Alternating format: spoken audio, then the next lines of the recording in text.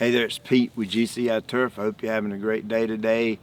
It's about that time to get things geared up and get going. And I get asked a lot of the times, say, Pete, when do I start mowing my grass? Well, a lot of you guys up north, I think it's pretty cut and dried. Once your snow's gone, start getting some warm days. Once you fertilize and the grass starts growing, then you start mowing. For you guys down south, gosh, you may already started mowing, I don't know, or getting real close to starting anyway. But I'm in North Carolina, right in the transition zone.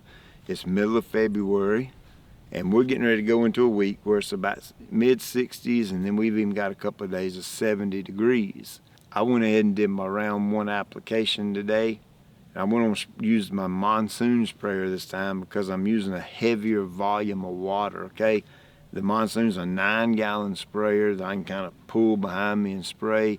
And I use that new 12-foot wide nozzle that I got. My yard's 15,000 square feet, so if you split that in half, that's 7,500 square foot. So I went out with 9 gallons on 7,500 square foot, so that's a little bit over a gallon 1,000. I am using a brand new fertilizer that I'm gonna be able to show you here real soon. It's Green Punch, but it's Green Punch with a little bit more punch, if that makes any sense. So be on my email list. As soon as I get to go and I'm able to show it to you, I'm gonna shoot an email out to my email list first and let you know it's ready. Then once that happens, I'll show it on the video, but that might be a little bit before I can get time to do that. So make sure you're on that email list to find out first. But as far as mowing goes, yard's kind of dingy a little bit. Still got some decent color to it, but it's a little bit dingy. And I've got all these little brown spots in the yard, and I've never had that before. And the way I got them brown spots is really simple. About a month ago, we had a really hardcore freezing type snow where it snowed about 2 or 3 inches, and then we got sleet for 2 or 3 inches. So you can imagine the yard kind of crusted over and got frozen really solid. Well, in the past when that happens, I forbid my kids to go in the yard. But I guess in my old age, I'm getting a little soft, and I said, sure, go play in the snow. And they did, and they were all over the yard, and that's where those little brown spots come from. They're footprints. So inside the plant, there's this thing called a vascular bundle. And that's kind of like a highway for transportation inside the plant that gets things from the top of the plant to the bottom of the plant. And when the plant's frozen and you break that vascular bundle, that can be a little bit detrimental to the plant. Now, it's not dead. Okay, I don't want you to think the grass is dead in these spots, because it's not.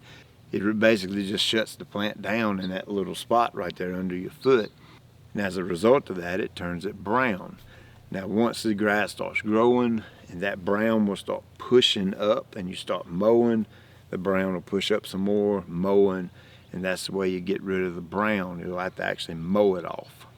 So, but for me, middle of February, 3rd week of February or so, that's typically when I do my first mow, because the weather begins to break a little bit around here.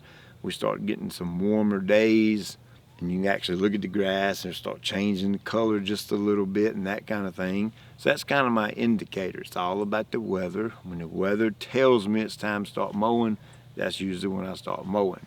Now let me be clear, I don't mean mowing every week, okay? I mean, I mowed it now, probably at least another 7 to 10 days before I mow it again.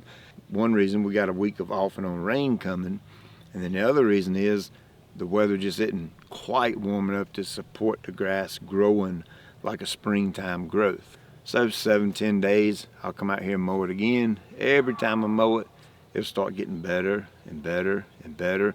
The color will start getting darker and darker and darker.